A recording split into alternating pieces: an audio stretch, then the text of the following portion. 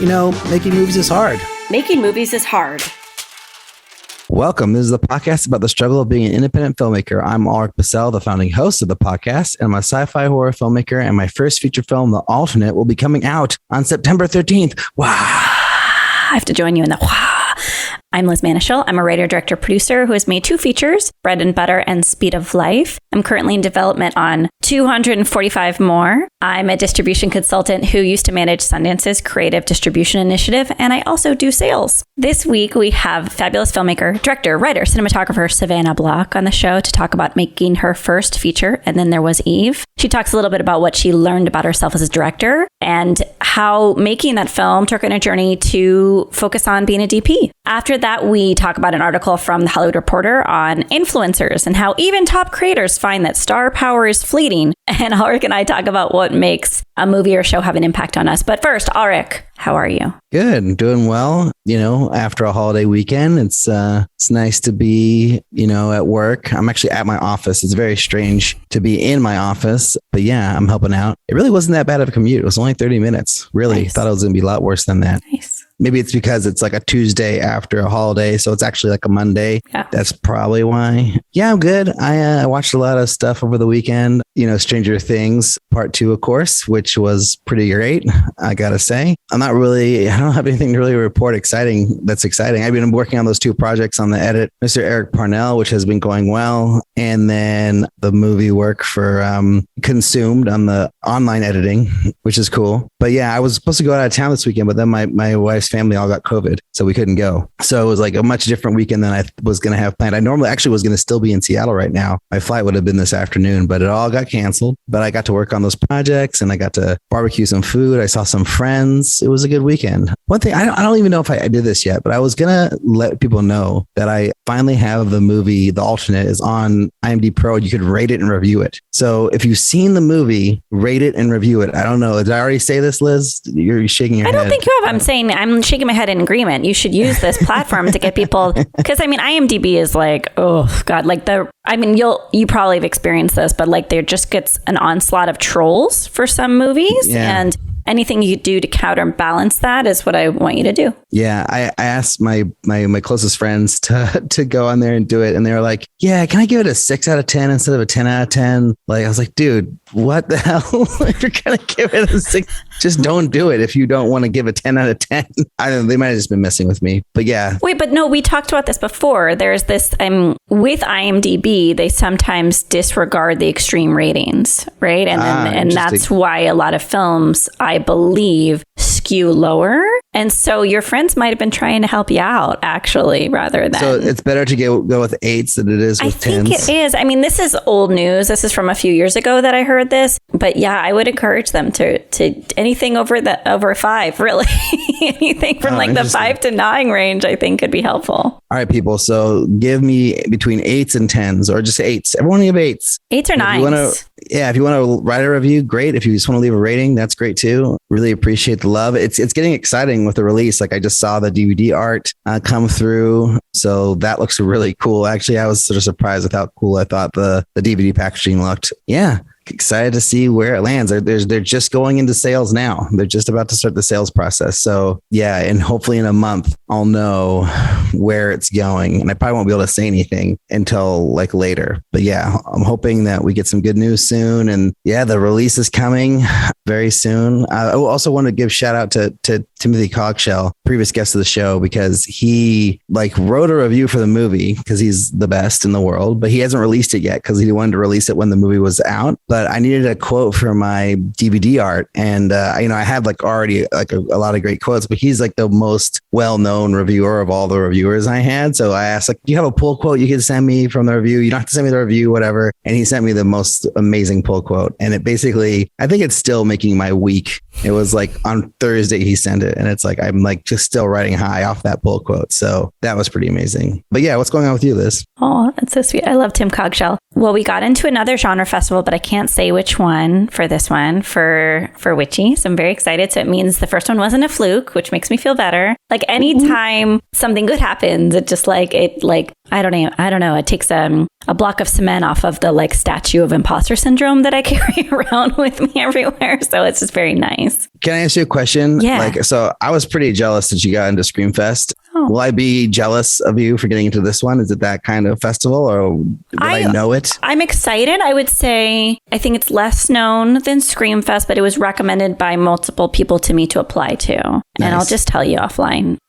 Ooh, I can't wait. I'm excited. I want this can we just end right now so you can tell me? Yeah. I just want to know.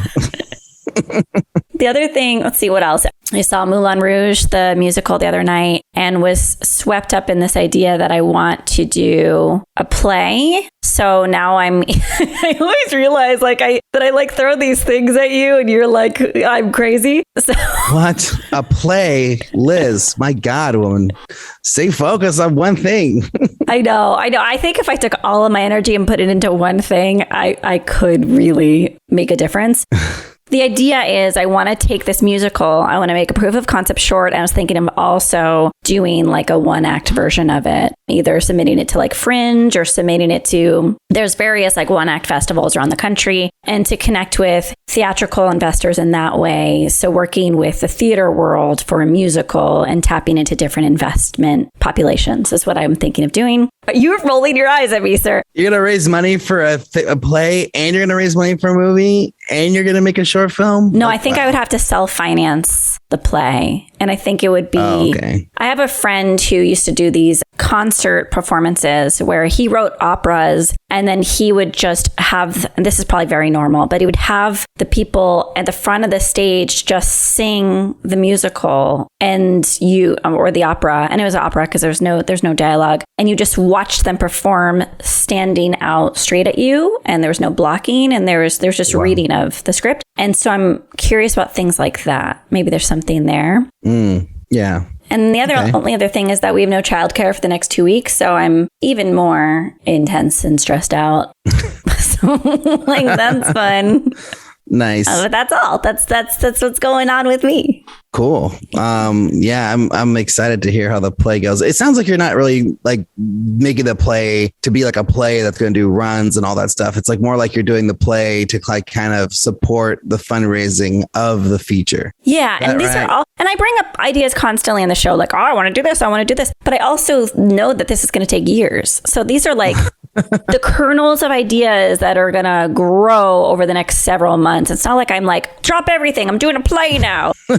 I'm still focusing on all the things I focused on before, making progress. But I'm just thinking, well, why am I not tapping into this whole other world of artist support? And potential investors, especially if it's a musical and there may be some crossover with the theatrical world. Yeah. I like it more as the idea of trying to use it to raise money for the feature. Yeah. Like, I think that I can get on board with easier than I can if you just want to do a musical on Broadway. Oh, no, I'm not interested in that at all. I think it's like submitting to, putting it like a one night thing or like a weekend thing or maybe submitting it to playwriting festivals or something that I don't understand quite yet.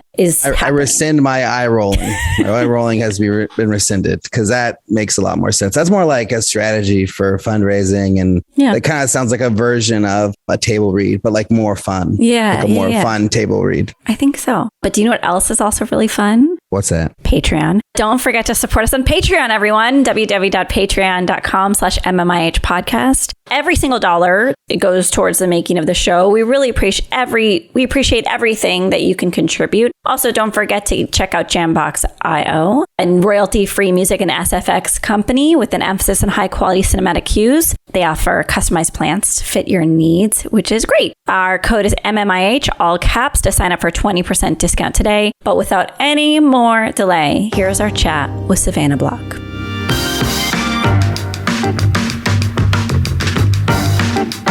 Well, Savannah, welcome to the show. Thanks so much for being here. And can you give us the elevator pitch for your film, And Then There Was Eve? Oh boy, I haven't done that in a while. It's about a woman who's grappling with the loss of her husband and learning to love someone new. She essentially loses her husband and meets this new woman, a jazz pianist, who she starts to fall in love with while she's learning about a past of her husband that she didn't come to terms with yet. It's a psychological drama. How many days did you shoot? We shot for 19 days it was a few days in San Diego, the rest in Los Angeles. And what was the rough budget, if you can say? The budget, can I say that? You should be able to. Probably at this point, yeah. Right?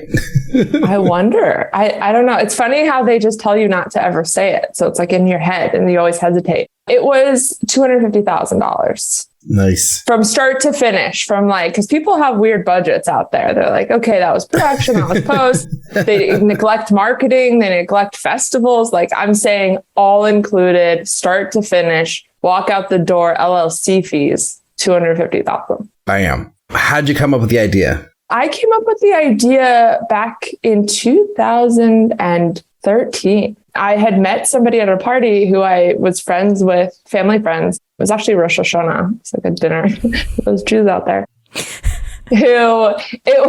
I met someone and I remembered her daughter. And so I said, hey, how is your daughter? And she told me about how her daughter is now her son. And so at that point, I had been writing some form of this story, but it wasn't quite what it is now. And so I asked her, I said, what was it like for you? Because this was pre-transparent. So I didn't know a lot about trans issues at the time. And so I guess that's a spoiler alert, which I didn't include in the elevator pitch, but that's good. It's not really a spoiler. It's actually part of the marketing, and it's part of knowing that ahead of time is a good part of the process. But yeah, so I ran into this woman and I asked her what it was like. And she said, I had to grieve the loss of my daughter and learn to love my son. And the entire film was really just built upon that sentence, like the losing somebody and learning to love the new version of them. And, that happens in many different capacities. People came up to me after the screening and said it resonated with them in the way that they miss their child as a 5-year-old. And now they have a different version of their child. And that was cool for me because that's really the crux of it is loving somebody through the evolution of self. You alluded to the fact that you came up with the idea in 2013, but I know that there's some more color to the timeline of production, development, and release. So the question is, how long did you spend working on the film from the idea to its release? Well, I guess the idea came in 2013. The script came in 2015, production 2016, festivals 2017, and release 2018. So nice. The lesson learned, this is what I tell everybody. A lot of people email me about, embarking on your first feature. And I think the lesson is find an idea you're excited about for at least 5 years. Yeah. Nice. And then compared to all the other projects you've made, how difficult was this one? This one was uniquely challenging because of the subject matter. It's sensitive subject matter. Casting was insanely important because our lead is a trans character. So appropriate representation in that way. And again, this is pre-transparent. So I think we started going to production after transparent. So that was helpful in that larger casting pools of trans women were available. But ultimately, that was the biggest hurdle, in addition to the normal hurdles of insanely low budget filmmaking. I don't know how to phrase this, so I'm going to see if something appropriate comes out. You said this was before transparent, but you haven't mentioned, and I don't want to put you on the spot, so if there's anything you don't want to share or do want to share, but usually there's this debate going on about who gets to tell what story.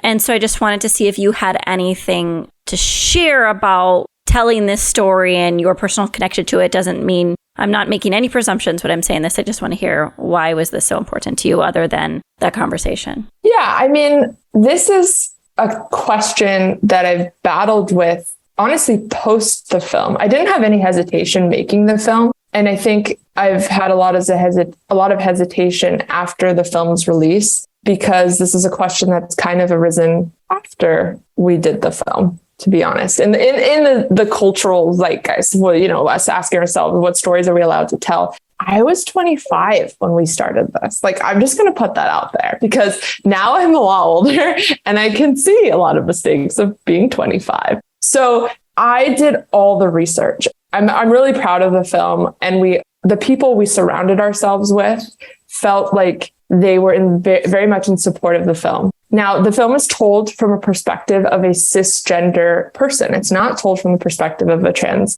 person, and it's not a transitioning story. It is about how somebody's transition affects other people. And that's a heavy question and something that a lot of people don't want to talk about, despite it being a truth. And I've had a lot of pushback. Does that mean this story doesn't deserve to be told? I mean, it literally is people's story. People have come up to me after screenings. People have emailed me. It's based on our lead act.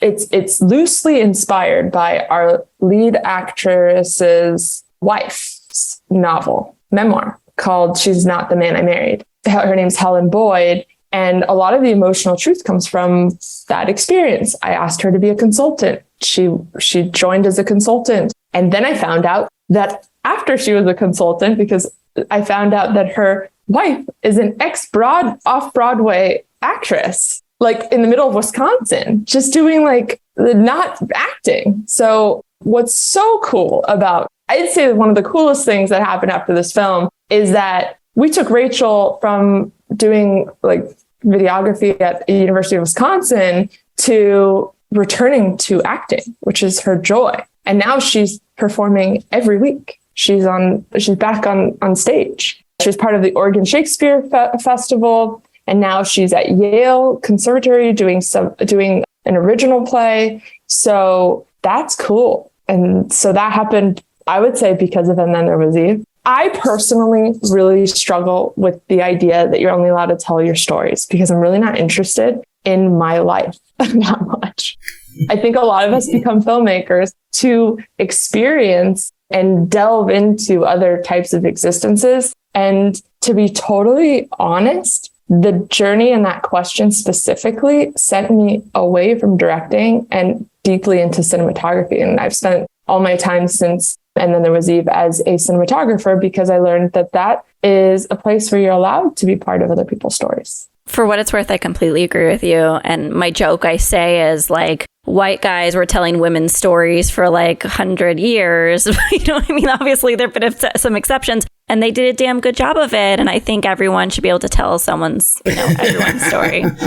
Yeah, as long as there's a heart and there's a dignity and a respect and, an inclusivity to the whole process. That's such a huge question. And the thing is that even right now, white men are still allowed to tell anybody's stories. And if you're a woman or a diverse person, you're expected to only tell your own stories. And so, what if you are Native American and you want to tell the next Marvel movie? What about that? So there's definitely a debate, particularly in the independent world right now, which is just another hurdle. I think it's all about doing the research, and getting the consultants and getting people to be involved with the project who have the connection to the material in some capacity. I think if you do that and you do your due diligence, I don't think, why can't we tell stories of all kinds? I don't think that, we should be limited based off of who we are and what stories we can tell. Because that doesn't seem, that's not how the world of storytelling has worked since the beginning of storytelling. And, I don't think that we need to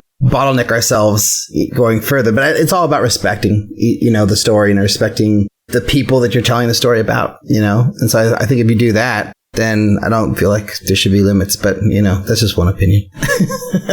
I'm curious, what kind of pushback have you gotten? Have people been you should have made this movie, you're not allowed to tell the story? What kind of pushback are you getting? And is it something where the movie's being boycotted by people, or is it much smaller than that? Just people mentioning to you very casually about their feelings. I will say that our very first review after premiering at the LA Film Festival was from a trans person who said, "The road to hell is paved with good intention," I think was the title of that review. Wow. It said that I spent a lot of time rereading this, which I shouldn't. I started promising myself, because when I was in a bad mood, I'd just reread it. And I read that. I don't know. Do you guys do that? I definitely do that. I do it all the time. Yes.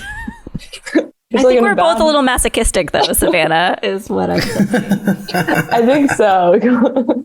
Yeah, she basically said that the film sympathizes with the wrong character, which is a crazy thing to say. like, how can you say which character we're allowed to sympathize with? It doesn't say that it doesn't sympathize with the trans character. It just says it spends the majority of the film with the wrong character, which, you know, I've had other reviews say it does spend its time with the less interesting character. To me, that's very fair. But saying that you're not allowed to sympathize with the character is a strange thing to say. So I would say that's one that resonates the most. And you, the first one. You premiered at LAFF, which, you know, RIP LAFF. You won a jury award, if I'm not mistaken. What happened next in terms of distribution? Like, I'm hearing a little bit about press, but what happened in the release? So after that, actually before that, I had gone to Cannes Marketplace I went with another short that produced by Alexander Dove. And that's a little nice loophole, which is it's a shorts corner to get yourself like a badge at Cannes. And so I had made some connections over there, which is where I believe I met Breaking Glass Pictures and a few other distributors and sales agents. That was an interesting experience because you put a piece of paper down and literally every single distributor just like points to the stars and they run their finger on it and they go, do I know this name or do I not know this name? And then it's just debating whether they talk to you or not. It was an interesting process.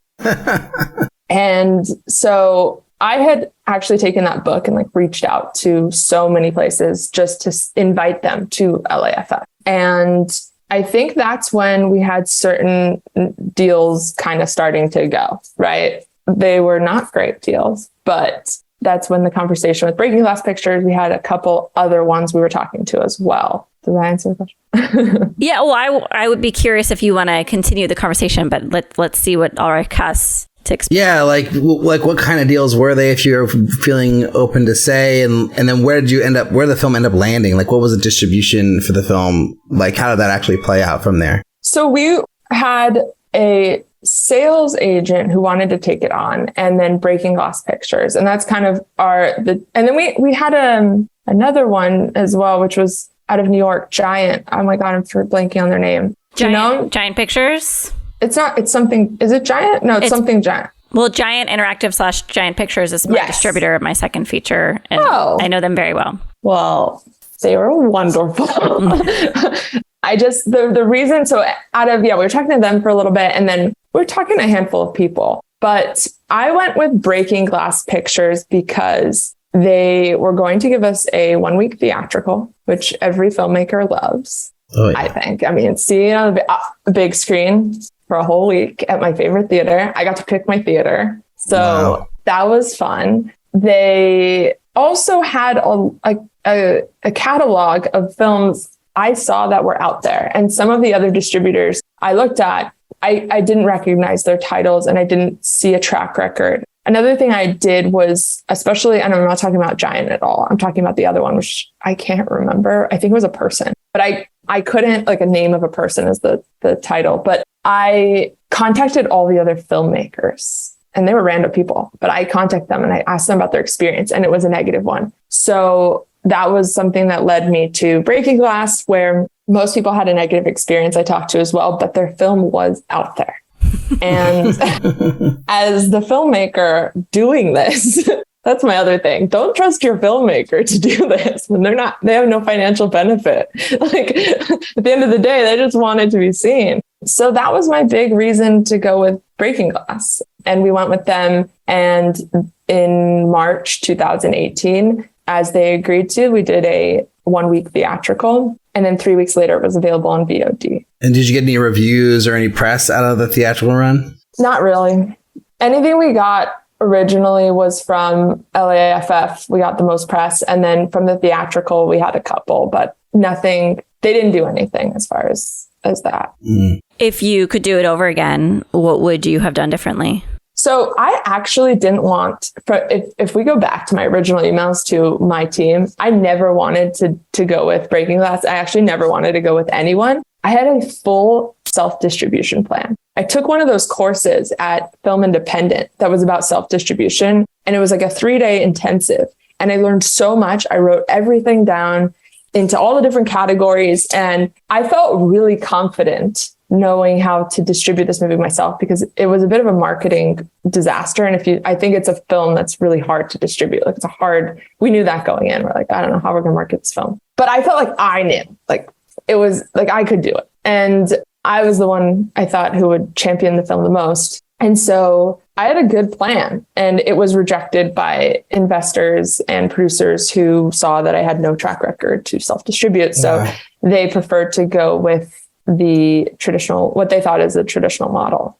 And, to backtrack a little bit, I think what's important here is that the timing of things. I think timing of how things have happened in this industry was not in my favor. And, I don't know if this is your experience as well, but when I raised money for And Then There Was Eve, it was not that hard because Netflix was buying indie movies for about 200,000 left, right, and center. Like I knew so many people who it was that number. In fact, I could have raised more budget, but I felt like I could absolutely guarantee 200,000 back because that's what was happening. Yeah. But then in 2017, no, Amazon and Netflix didn't buy a single movie at Sundance. And so everything shifted in that year. So I couldn't guarantee the actual model. Like the whole model that I pitched to investors was out the door and everything had changed in the time I raised the money. And by the time we finished it, which was literally only 2 years.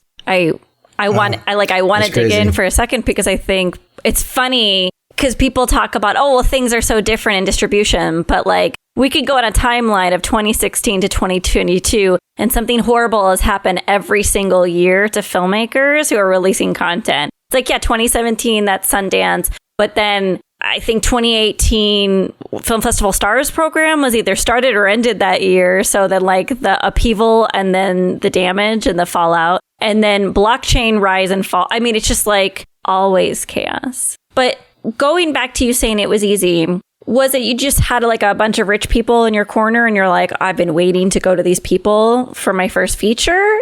Or was it the content of the feature or what teed it up for you? I think a combination of things. I think it was a bunch of people ready to invest in private equity with the potential of a, tax write-off is usually something. But then my business plan, I think, and it seemed to work, was pretty sound based on the data that had come just before. And the fact that I could name a lot of films that were bought by Netflix and Amazon for literally that number, and I could give an end game plan was very helpful. The subject matter was risky. And I think my investors knew that, but they were ready to maybe do something a little risky, like a little exciting. So I don't think the subject matter was helpful in raising budget. It would be, if anything, way harder to raise budget for this type of film, which is why I wanted to do it as my first feature. And I wanted to do it when I knew I had this one little, round of people I could go to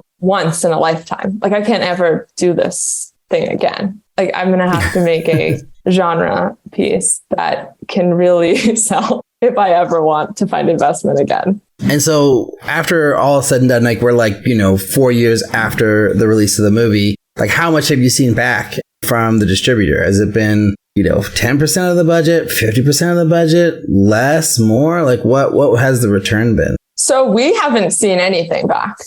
We didn't see anything back, and they just kept upping their expenses. So at a certain point, we took the film back. It took a long story short. In 2020, or might have been 2019. I think it was beginning of 2020. It was the beginning of 2020. We took the film back, and we had another place lined up for it who promised to quote unquote hug and care for the film, which was what Breaking Glass was not doing, was not like embracing the film for what it is and developing a creative plan that's specific to this niche. So they gave us a good idea of what they were going to do, which was exciting compared to the catalog that we were a part of at Breaking Glass. And so we made the decision. Again, I did not, when I say we, I mean we, not me. I the whole time I'm like self-distribution. And so I kind of got pushed to do this. And so then we waited, when was that? 2020. So yeah, the film has not been out there between 2020 and when we got the film back a couple months ago from that company that didn't do anything. A couple months ago. Wow. Wait, so hold on. Many questions. First off, disaster zone. Did they literally like send you a nuke report and they're like, oh, expenses went up? Or did it just like you quietly saw that they were raising the number? Like, did they report it to you? Like they're, oh, we've incurred more expenses. Like, and can you tell like us what that expense cap, like what it started at and what it ended at? It's pretty obvious because certain things like social media had like, I want to say like $10,000 to it. I'd never seen a social media post. Like, and a post is free. And I never even saw a post. I maybe one. Wow. Certain things like that, which were like incredibly obvious. I will say that they did other things in the beginning that did incur expenses that were legitimate. Like they made us an awesome trailer. They made us a great poster. So some of those types of material were created. They were done and good. So in the beginning, you know, it made sense. And then there was just no marketing. I mean, this is the thing that's so frustrating as an independent filmmaker. Like I would almost rather have a full bomb. Like I would love if somebody was just like, this movie sucks, but at least somebody saw it and said that. The fact that you put literally 5 years of your whole life into something that never like sees the light of day because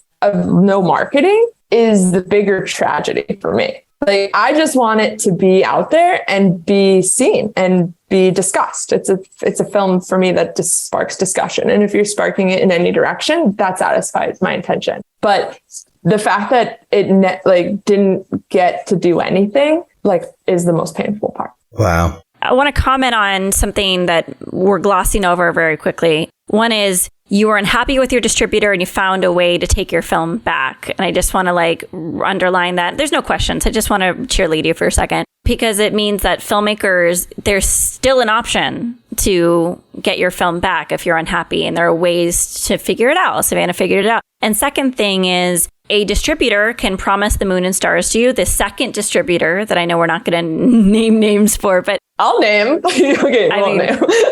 I'm nervous about naming names because I'm in the middle of I'm embroiled with them right now. They will promise the moon and stars to you, and then they can just decide not to release your content unless you contractually stipulate that they have to do it within a certain time period. So what's the plan now? What's the plan after you've gotten your film back twice? So now this is like self-distribution. Wins the game. Yes, yes.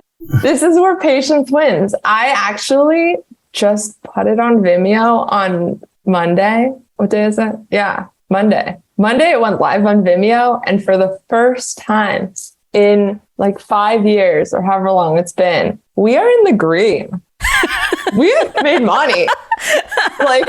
Whoa. The first $10 came in. I texted everyone. I was like, we're in profit immediately. I have a friend right now who is trying to get a movie back from a distributor, and it's very tough. So how were you able to get it back from Breaking Glass? Was it just a short 2-year window, or were you able, how'd you get out of that contract? I mean, trying to think how I can say this. I don't really know, to be honest. I think that I'll say we asked for it. There might have been some stuff that went down, but that I don't know about. But as far as I know, we said, hey, we don't believe your accounting. And then they wanted to say, okay, you can buy the film back. And then we're like, well, we don't trust these numbers that you're saying.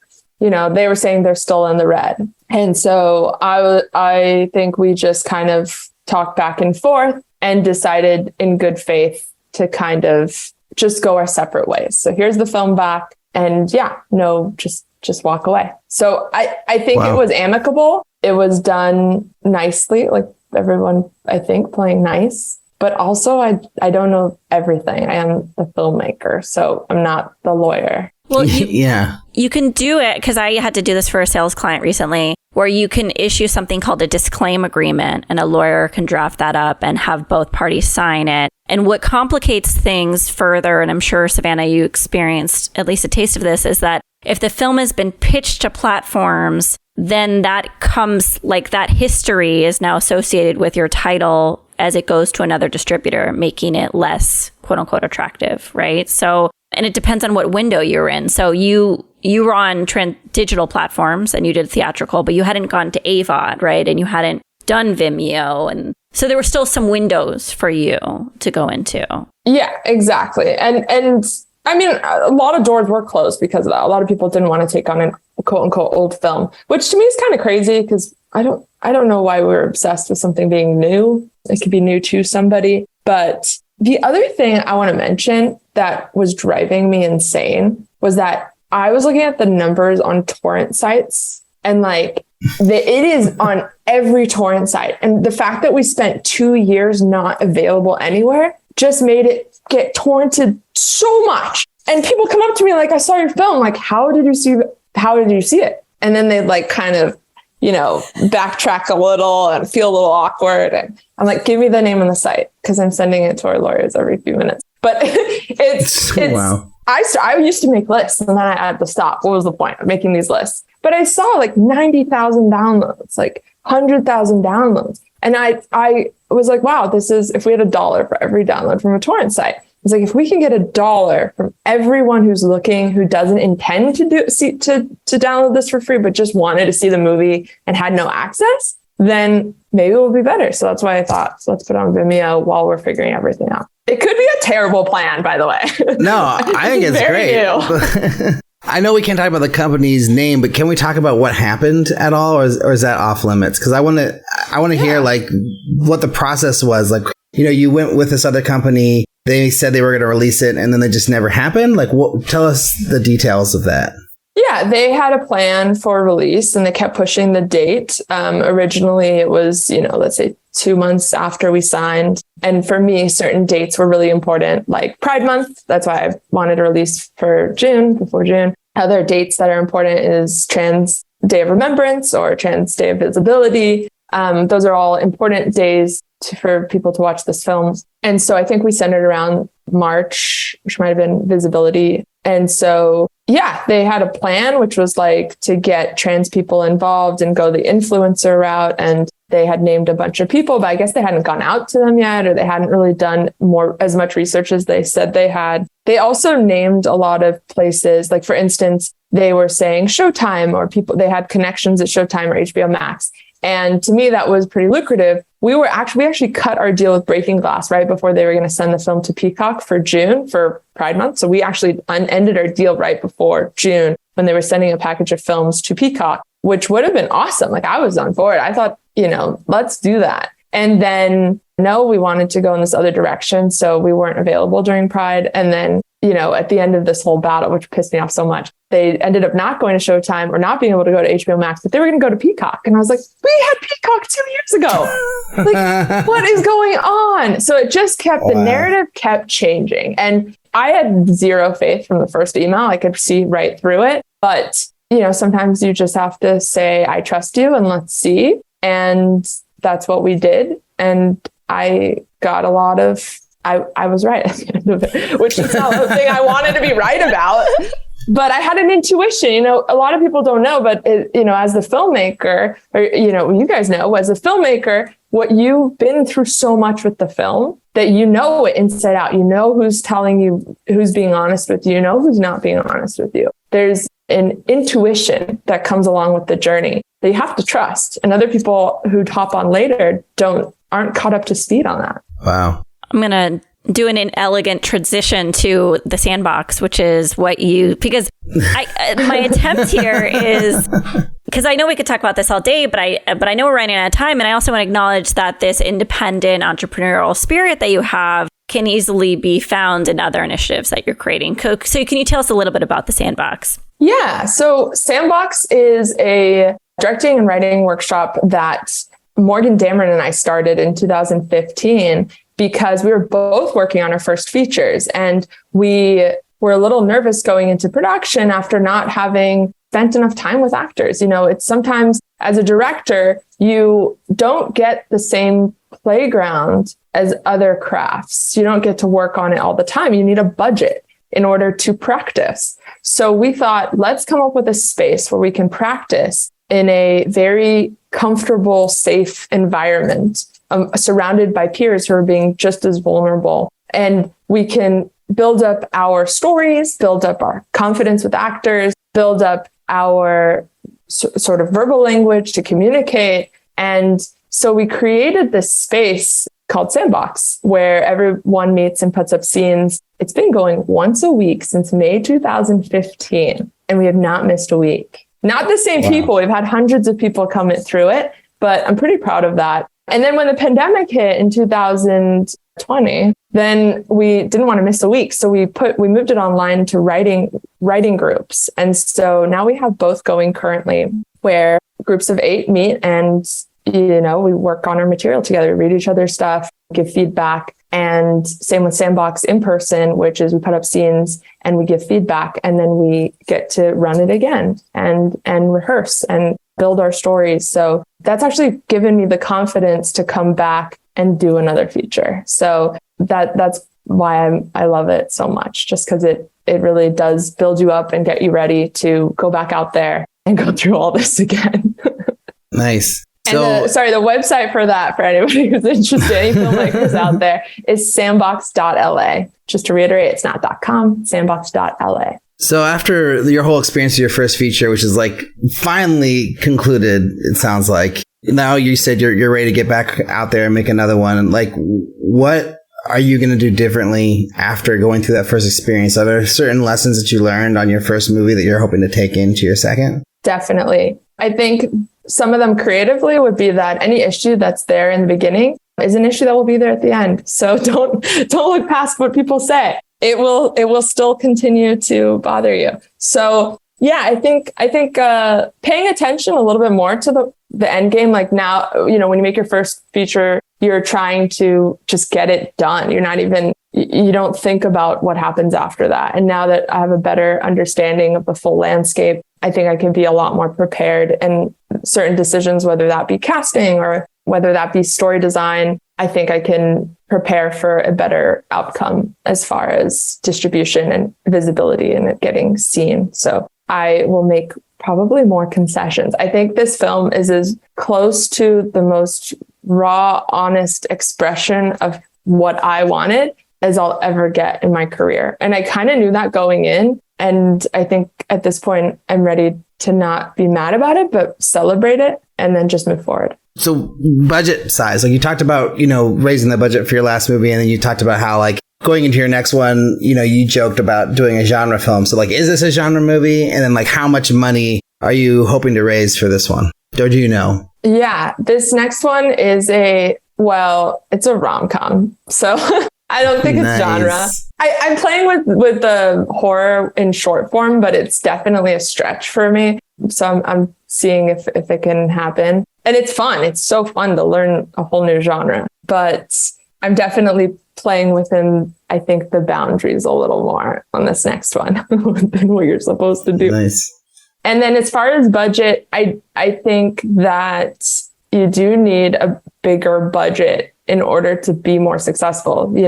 It's so hard. People do say you can make your money back under 200 grand, which was what I originally thought. I think probably I would have taken the other approach, which is to be a little more patient, raise a little bit more, and go between the $1 to $2 million range to give yourself a better shot at success. But I'm a cinematographer, so I'm down to just grab my camera and make the next feature, with nothing, because it's so fun. I guess I was curious about like your journey to cinematography, like from directing, and what that was like, what you found in cinematography that you like so much that that you latched onto.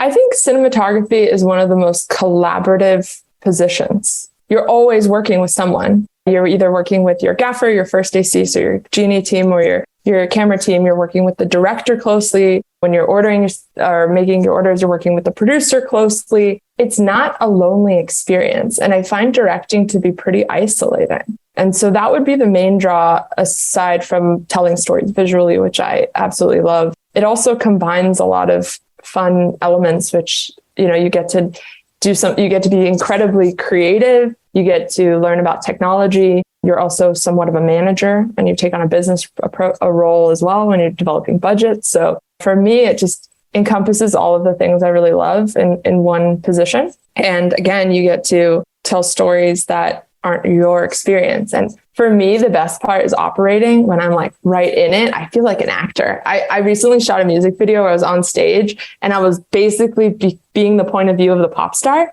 And when we called cut, I turned to my friend who's the pop star and I was like, is this what it feels like to be you in this moment? And I was so excited because it was just like everyone's screaming at you and like holding their hands up and stoked.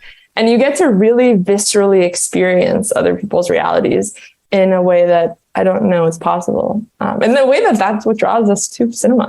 You have mentioned in the past that you were told to define the success for yourself, like to think about what success means to you personally. And I'd be curious how you define success at this moment. At this moment or before and then there was Eve? I want to know now at this moment. Yeah. I mean, I would be lying if I didn't say I was battling with that question at the moment. I think life is different in your mid-20s than your mid-30s. You know, your needs are different. And I don't think I accommodated I don't think I changed. I planned my life understanding the evolution of needs. Liz, I think you figured that out, right? I know. I feel like I am actually, it's kind of like in an in-between stage for that. I need to answer that question. I don't have an answer right now. Here's another question. It's kind of similar to what I asked earlier, but like you achieved something that you were obviously proud of with your first feature, and you told a story that was meaningful to you, and you did something that was, you know, it's huge, a goal, a huge achievement to make a feature. Like we've all made features in this, you know, Zoom chat, and we all know it's like insane. It's like the most insane thing you could possibly do to like do it. So going into your second one, like what are some things that you're trying to do that you didn't do on the first one? I think tell a story in a way that's a little more approachable for a larger audience. And I have to be more careful. I wasn't careful with the first one. I think, you know, I got a lot of backlash and I really questioned my place in this industry. And for this next one, I'm telling a more personal story where I won't, if I get backlash, then it's just going to hurt more, but whatever, here we go. Yeah. I think like the backlash, it's like what, you know, as artists, like we're being very vulnerable when we're putting our stories out into the world, you know what I mean? Actors are even more so because they're putting themselves out into the world, you know, as these characters. So it's like these levels of vulnerability that's being exposed. But I feel like that is the risk you take, you know, and I think like in the end, it feels worth it, you know, even if someone doesn't like your movie, or if there are crickets, or if you only get 100 views on a short film or whatever. It's just like, you know, it's what it is, and you just got to move on. But it's like really, really inspiring to hear like your journey, like how challenging it was with your first feature, like all the shit you went through, and then you come out of the other end ready to make your second feature. It's like that to me is something to really look up and be inspired by, and like, you know, it makes me feel more excited about trying to go into my second feature. Like, okay, like if Savannah overcame that, like whatever happens when my feature comes out, I can overcome it. It doesn't matter. Like, you know, I can do it too. So. Oh, that makes me feel good. One of the takeaways that I would impart to everybody is I wish I was less precious with everything. You know, sometimes you have in a time of when you have an abundance, you're less precious, right? But when you're so afraid that you'll never get another chance, you're so precious and you think this is the last bit, and then you become kind of a crazy person. And so I wish that I had the foresight to look at this career as a long career and not the first and only, but that just to move past whatever happens and make the next thing, and not think that this is the only thing that defines me. Because I think I got trapped in that sort of logic for a while, being like, oh, this is it, and I'm not allowed to do anything ever again because this didn't work out. So if I could just move forward and do the next thing, and maybe it's not the next one that hits, maybe it's the one after. And we all know timing is a big important thing. So at the end of the day, I think some of the people I surround myself that have been the most successful, they take the hit and they take the loss and they just move on to the next one, and maybe that one's a win. Well, with that, I think we should move on to our final 6 questions. What's the first film you ever made, and how do you feel about it now? Well, this was and then there was Eve is the first feature. Is that what we mean? You could do that one, or first short, first sketch, whatever. Okay. First thing ever made, it was a feature in high school called Admit Me. About the ridiculousness of trying to get into college. And I think it's hilarious because I now teach at USC. So that one's fun to look back on. What's the best filmmaking advice you've ever received? I will give this credit to Jen Prince and Jennifer Weberly. The beginning of And Then There Was Eve, they said, define success for yourself. And that was important. I don't know if that's advice, but I think I've taken that with me in a lot of different adventures. Yeah, it's important before you embark on something to define what success means to you. What's the worst filmmaking advice you've ever received? I'm going to say what my dad says. Can't you just reverse engineer it?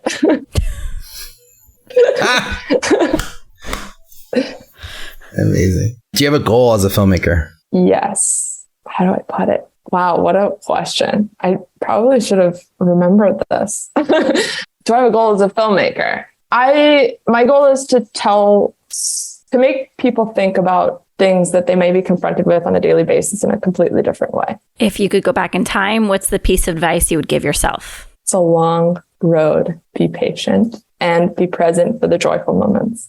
Oh, I like that. Last question. Is making movies hard? So hard. But worth it. Nice.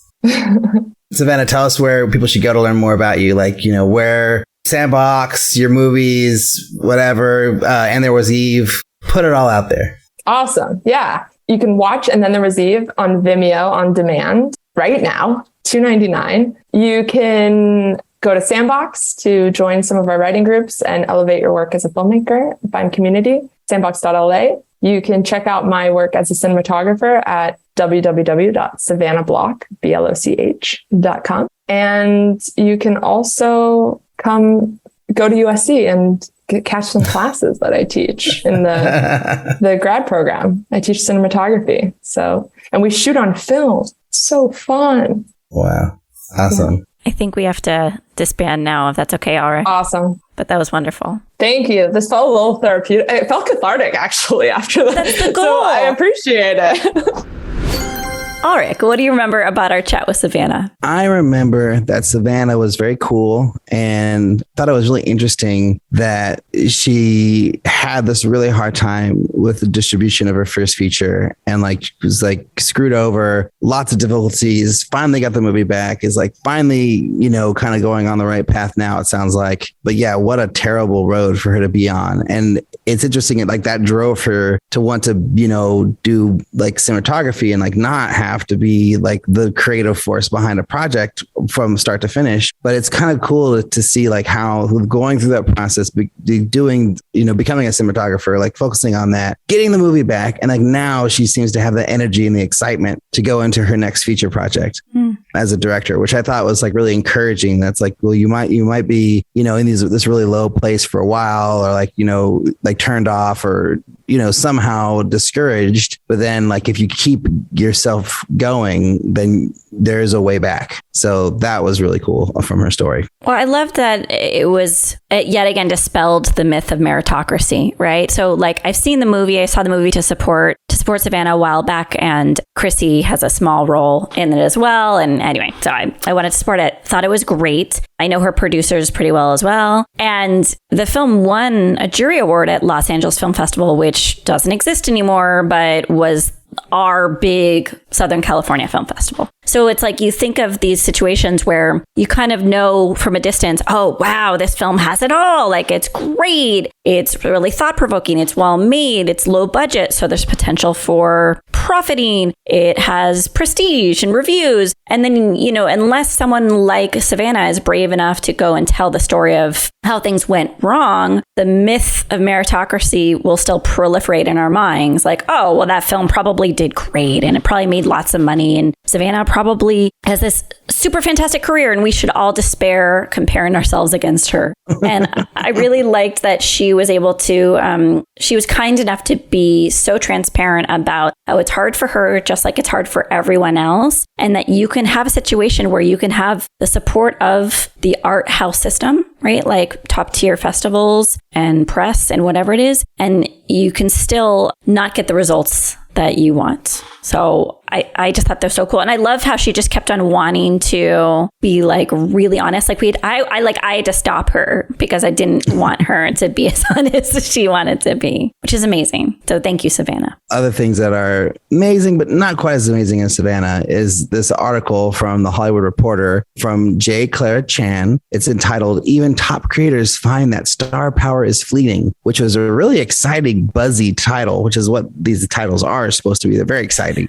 But then you read the article and it's like, well, is it fading? Because maybe it doesn't seem like it is. One of the examples she gave was that the numbers dropped from attendees numbers from VidCon, this big, humongous, conference for influencers and YouTube, TikTok, all that shit, that dropped like 25,000 from 2019 pre-pandemic to 2022 post-pandemic. And it's like, oh, so you had 75,000 people in 2019 and you have 50,000 people who came in 2022. 50,000 people came to an event post pandemic. That's a lot of fucking people, man. That's crazy. I don't really know that many events with that many people, post pandemic that are happening. So I didn't really feel like that was that big of a drop. And, the other thing that they said was like, oh, one of the top TikTok person who like was the top TikTok creator for 2 years, basically. Charlie D'Amelio, right? Yeah. I don't even know who that is, but whatever, the person. And they got overturned by this other person. And it was like, yeah, I think one had 145 million followers and the other person has 142 million followers. It's like, wait a second. Like this person has 142 million followers and you're worried about this person. And then they're like, oh, and they had like her presentation in VidCon was in the main room with the other booths and stuff. It's like, but their fans were still there. It's like, well, of course, what are you saying? It just seemed like, maybe it was this mega crazy thing in 2019 where like it felt like the Beatles, like people screaming and going nuts over these influencers. And then in 2022, maybe we're just a more mature, a little bit more subdued society after the pandemic, and it's just not the same reaction as it was before. But it seems like the fans are still there. They cited all these different brands who are getting into like, influencer marketing and getting these huge contracts with influencers. So I kind of call bullshit on this title. It seems like they're doing fine, but I don't know, Liz, what did you think of this article? No, I agree. It was, as per usual, it was a flashy headline with content that didn't really reflect the headline. So I'm on board for that. And I was trying to figure out like the takeaways. I was like, what could I take away from this article? Because like you, I was like, whatever. Like there are a million reasons why, ticket sales or whatever, pass sales are down, or why one TikToker will outgrow another TikToker. I can't believe we're having these conversations. One thing was interesting was how they talked about growing an audience. And a few creators said, you have to be platform agnostic. You have to be everywhere. And that's something we could take away as filmmakers. And that's something I say to my clients too, is like, okay, so you don't use Twitter, you don't use Facebook, you don't do Instagram, like create a landing page. So you're everywhere. Just, you might not feel the need to put 100% effort on every single platform, but be there so that you find the audience. And I think TikTok exploded, right? But there's going to be another platform after TikTok. There's going to be something else after that. There used to be Vine. There used to be Boomerang. There used to be Periscope. There's always going to be something new. So all these TikTokers are going to have to continue to be nimble and pivot from platform to platform. The other thing that I took away is both Charlie and Kabi Lame, and I'm mispronouncing both of their names probably, use nonverbal storytelling in their massive hits. It's like Charlie is a dancer and Kabi does these kind of like hack my environment videos where he shows people like inefficiencies that he can fix. And like, I do love that as well. Like we could do so much more on a global basis as creators if we focus on nonverbal storytelling, grow our audience, and to cross barriers outside of North America. So I was just thinking about those two things. But as far as the article goes, whatever. Yeah. Where's our Louis Vuitton deal, Liz?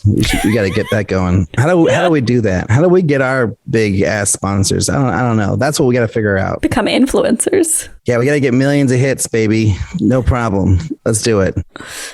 So I wanted to talk to you about something. I was watching a lot of stuff over the weekend, as I think I mentioned. I watched Stranger Things. I watched the first couple episodes of C on Apple TV, which was really, really cool. And what else? I'm watching The Boys. I'm watching For All Mankind, and I watched Irma Vep. Have you ever seen this? Not yet. No. Was it great? I didn't watch the show. I watched the original movie from 1996 that it was based. The new show is based on, and it was a trip. What a weird movie. It's very French. You gotta have a scene where a woman is completely naked having a conversation on the phone in a French film, and this movie's got that scene. So no, it was cool. I'm glad I watched it. I don't think I'd ever watch it again, to be honest, but it was cool. But I guess what I'm trying to get at is what we'll do when we're watching things is we start watching it, and then if it loses our interest or we call bullshit on it, and within 10, even after a whole episode, it's we won't keep watching it. If it doesn't catch our interest, right? Yeah. So my question to you is what about a thing engages you? I know for me, it's a lot to do with the story,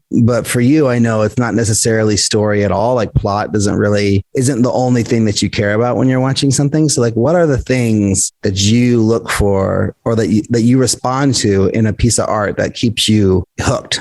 I was thinking about it, and I was thinking about, because we watch a lot of movies, and then we watch TV, but I would say probably less TV than movies. But the things that we watch, I love Search Party. I love Only Murders in the Building, Ted Lasso, Stranger Things. And I would say they actually all have this thing in common where they're really surprising, and they always subvert my expectations. So Search Party, I never know what's going to happen in that show. It goes balls to the wall crazy constantly. And that's exciting, right? You're watching to see well, how weird are they going to get today? And with Ted Lasso, it's always unexpectedly heartwarming in ways that you never thought it would be. So you're watching to get that kind of taken aback, swoon feeling. I think those are the highs that I'm looking after. And then, of course, a love story, a good love story will keep me going for a very long time.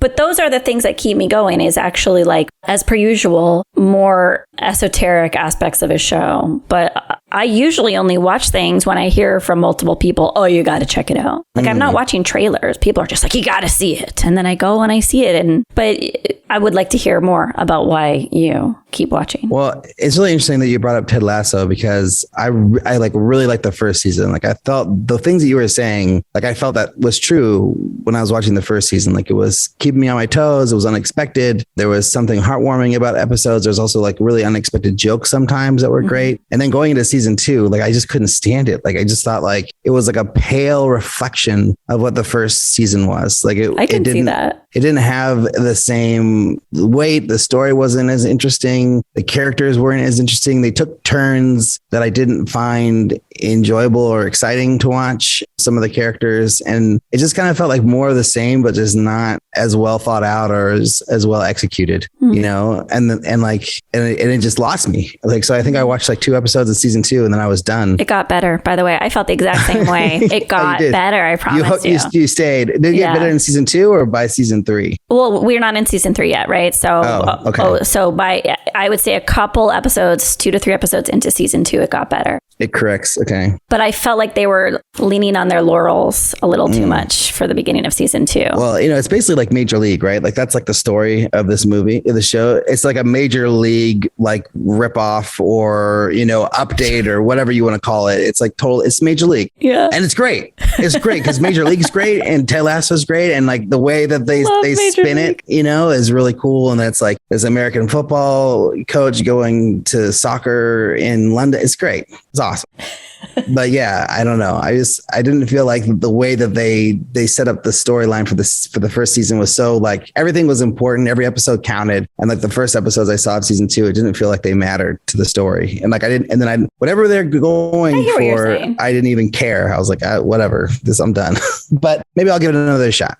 I guess for me, it's all the things, but I think for me, it's really story. and that like I'm not guessing where it's going before it gets there, or if I am guessing where it's going, that it gets there very fast and then it's on to something else. Because like a lot of times, like you can see the trope coming, you can see the storyline coming, and then all of a sudden they, instead of doing what they would do in an old show or in a previous story over the arc of the whole show, they do it within the rest of the episode, you know, and by the end of the episode, that is resolved and they're on to something else, you know, or even better, it's like, then you're like, you get that, you see that setup happening, and then it's like taken away, like in the next scene, you know, and it's like completely like, oh, derailed, you know, like the secret that you thought they were going to keep to their chest the whole time is revealed to the other character or whatever it is. And I think like when it subverts, exactly those tropes, or it gets it going, you know, it keeps it going. So like you're not wasting time on something that you already know is going to happen,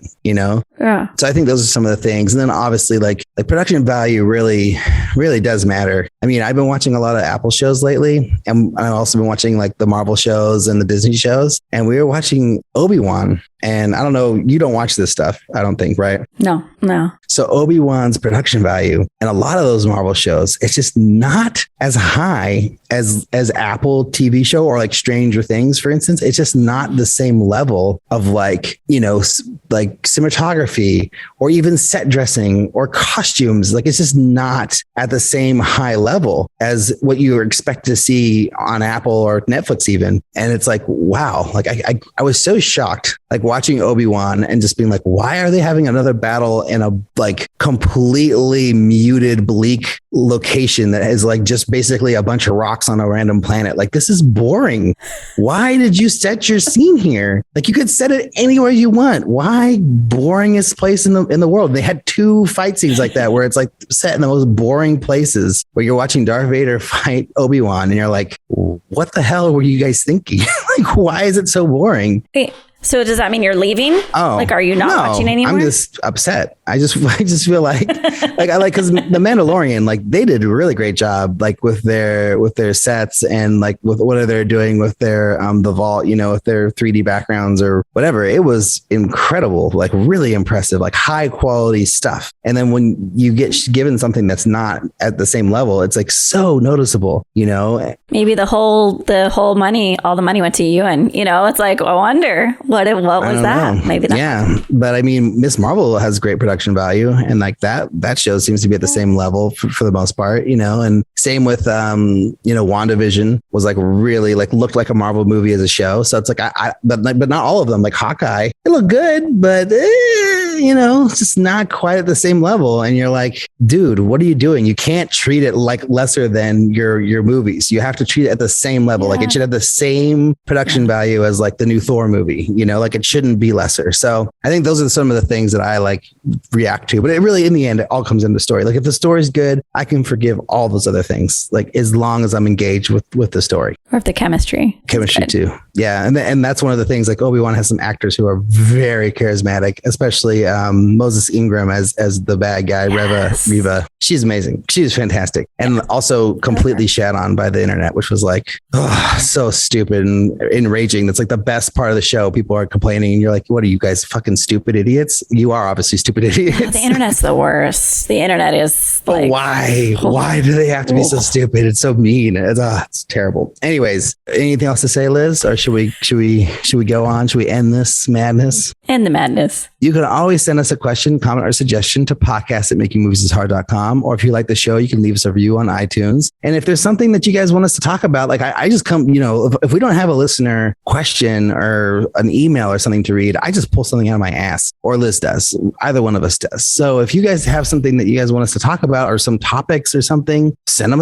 our way and we'll discuss them. You can also check us out on Facebook, Instagram, and Twitter at MMIH Podcast, and at YouTube at Making Movies is Hard Podcast. Check out the International Screenwriters Association, the ISA. They are an organization designed to connect writers with filmmakers through a number of programs they offer, including publishing your logline to a network of industry professionals, consultation courses, contests, and their top 25 writers list featuring some of their best writers. So head over to www.networkisa.org to sign up for free today. Thanks so much to Savannah Bloch for coming on the show. Thanks to our editor, Jeff Reimuth, for doing the editing, and to our producer, Eric Toms, for being awesome. And thank you all for listening, and we'll talk to you next week.